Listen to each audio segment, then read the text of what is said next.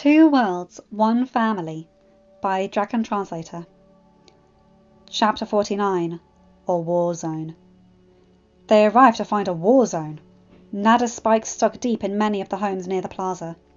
A few Vikings, under Brynjar's guidance, were pulling the spikes out with tongs from the blacksmith. Everyone stopped as the dragons landed. Brynjar grunted and moved to stand in front of Hiccup. Astrid noted Sharpshot rode upon her father's back, but kept glancing towards the academy. For a moment, Astrid wondered where Stormfly was. She and Sharpshot had been left to help keep an eye upon Heather as Gita warned the girl would run. A lone Nada landed in the plaza just before evening meal last night, Brynjar began. Thankfully everyone was in their houses or the Great Hall, because it proceeded to sling spikes into everything. Stormfly, Firestorm and several of those dragons from inland helped Gobba capture it. They placed it in the academy. Gobba told us to wait until the morning to clean up. He and many of the dragons are at the academy right now trying to figure out what's wrong. Hiccup tilted his head. Thank you, Mr. Offerson, he said before looking around. Where is Flemmer? Here, Chief, the farmer said, walking from the direction of the Great Hall.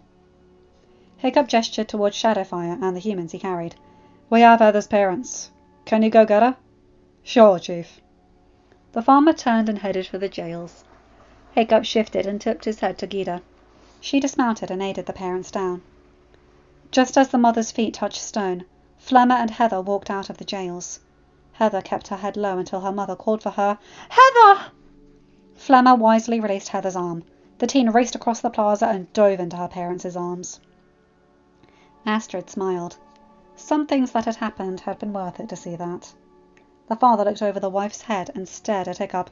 How can I repay you? Astrid glanced at Hiccup, knowing he would want to say the man owed him nothing. For now, sir, you and your family need time to recover. Hiccup said, We can work out repayments later. Flemmer, may they stay with you? So long as the last don't steal nothing again. Heather's parents frowned. Hiccup cleared his throat. I've been told her to take something from us in order to free you. He said, I trust that she will not act in such a manner any more. That last part had been said while staring at Heather with a lifted eyebrow. I promise, Heather said, lifting her head from her mother's shoulder. I'm sorry, Hiccup. She turned to Astrid. My apologies to you too, Astrid. Astrid grunted but did not say anything. Astrid knew Heather's actions had been due to her parents' abduction, but to have another girl flirt with Hiccup rankled Astrid. She had stood with him after learning of the Red Death. She had flown into danger at his side. She cared for him while he recovered. He was hers. Follow me, Flemmer said, leading the family out of the plaza. Hiccup turned to the other riders. Good job, everyone, he called. Go on home. He sighed. Come on, bud, he said, looking down at Toothless. Let's go find out what's wrong with that Nada. He looked at the Whispering Death. Follow us, and afterwards we'll find you a den. As you wish, Alpha, the Whispering Death said.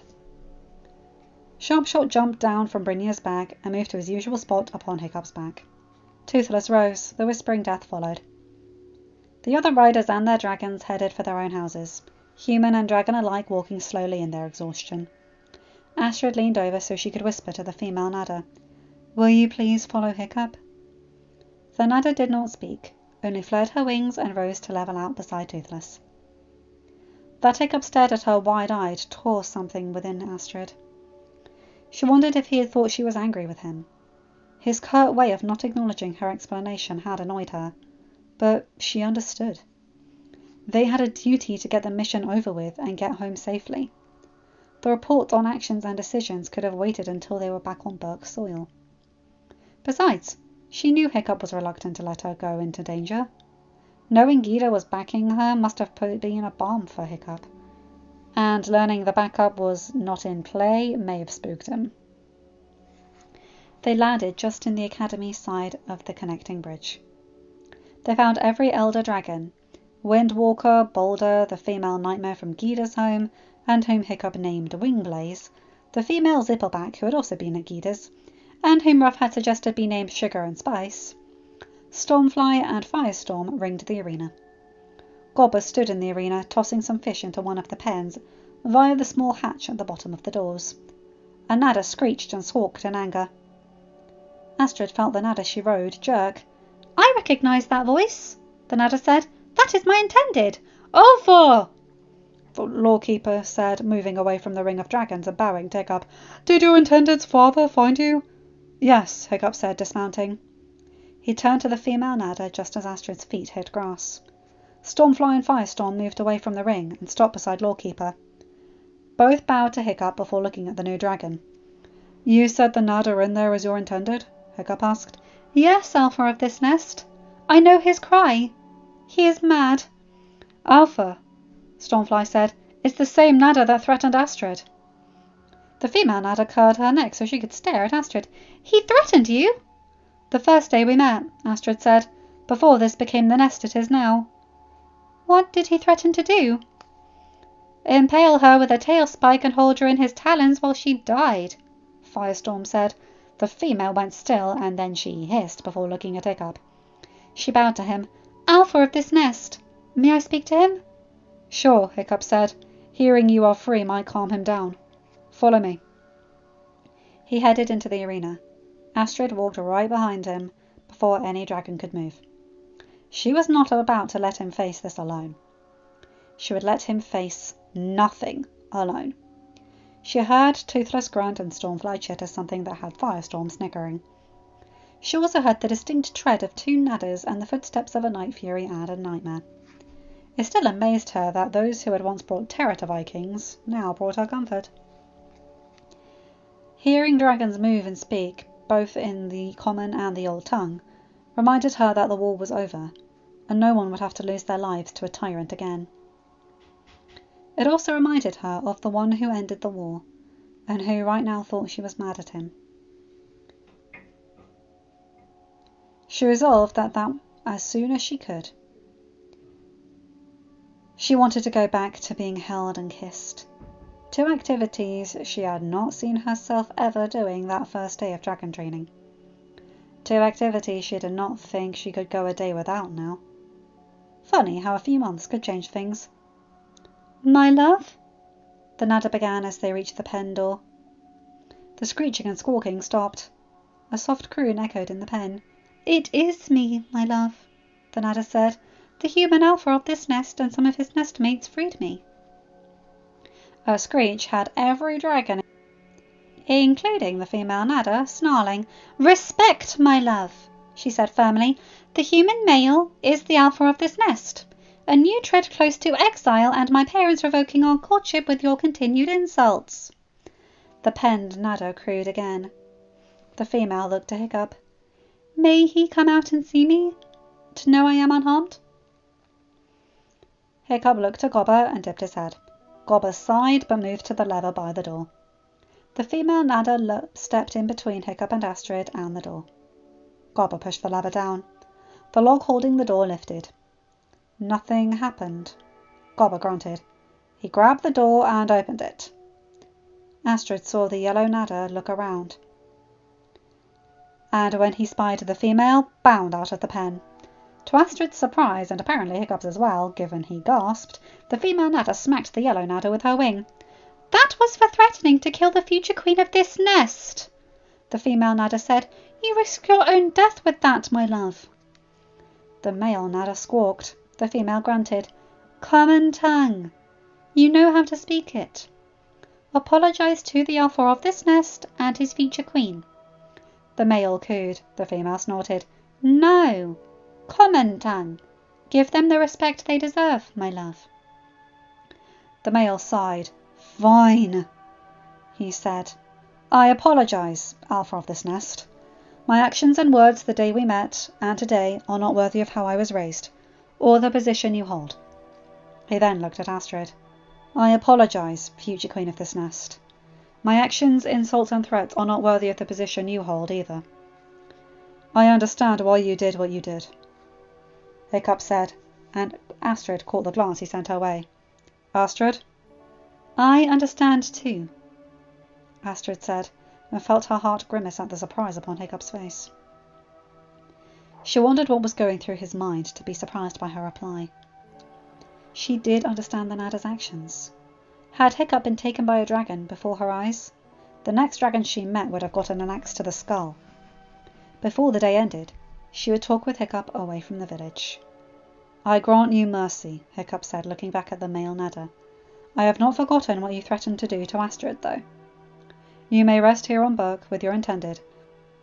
After I have Gothi check her over and make sure she is unharmed from her captivity. If you stay, we'll be up to Astrid. I understand and accept your judgment, Alpha of the Nest, the male Nada said, his voice and tone much more civil and respectful. Hiccup nodded and looked up. Wind Dancer? Will you and Windwalker guide them back to the plaza? Windwalker, then will you go to Gothi and ask her to check the female over? Sure, Alpha, both Nadas said. Alpha of the Nest, the male began. Did the female spike thrower who asked for mercy for me that day stay here? Yes, Hiccup said. I believe she has a den on the north side of the island. He looked up at Wind Dancer, who nodded. That is my intended sister, the male said. May we rest with her until your intended makes her decision? Hiccup tilted his head. You may, he said, but cause no more damage or chaos in the nest. The male tipped his head. As you wish, Alpha of this nest. Thank you for rescuing my love. I tried to get others to aid me in freeing her, but no dragon would. Not even a tusked king my flock's elder used to speak of before he died. You are welcome, Hiccup said. Now follow Wind Dancer and her nephew to Gothi. The two Nadas tipped their heads to Hiccup and moved out of the arena. Wind Dancer and Windwalker met them. All four rose in the air and banked back towards Berg. Hiccup turned to Astrid, opening his mouth. She placed a finger upon his lips. We need to talk, she said, but I want to get this charcoal out of my hair first. I want to be Astrid. You're always Astrid, Hiccup whispered. The one you do not frown at, Hiccup. But I think you need to get the Whispering Death and the Scaldron settled right now. I'll go get this charcoal out, and we can meet in the cove and talk. Okay? Hiccup sighed. Okay. Astrid smiled. She caressed his cheek with her fingers, tempted to kiss him, but she resisted. She wanted the charcoal out of her hair. She wanted no trace of Heather to remain. She turned and headed out of the arena and climbed onto Stormfly's back. She would go home. She would get her mother to aid her in cleaning her hair and braiding it again. She would also ask her mother some questions that were plaguing her, since she learned how little Hiccup knew of the feelings couples could experience in their courtship and beyond. Then she would meet Hiccup in the cove. She would tell him she was still with him. She would explain to him why she did what she did. She would then kiss him like she did on the sea stag and somehow get him to hold her again. Nothing less would satisfy her. End of chapter. Hi guys, hope you enjoyed that one. Oh boy, okay, so I'm glad that got resolved. I do feel sorry for that male Nada, but, well, he's causing a bit of a ruckus. And, yeah, and not to mention, I can understand where Astrid's coming from about wanting that black out of her hair. I have naturally brown hair, as any of you who have seen my Disney channel, as any of you who have seen my Disney video will know. But I actually dye the top part of it blonde, and I no longer feel me when the brown starts to grow back in. I keep the bottom bit brown and I like the contrast, but looking back at pictures of me with brown hair, I don't like it. I like me blonde. Even my own grandmother has said she prefers me with lighter hair, and I just feel more myself, and so I can see where Astrid's coming from. Anyway, you guys know the drill. Like, comment and subscribe and hit that bell to get notified for whenever I upload a new video. Have a good day, night, or whatever time zone you're in. Bye my guys, gals and non-binary pals. I'll see you in another video. Take care.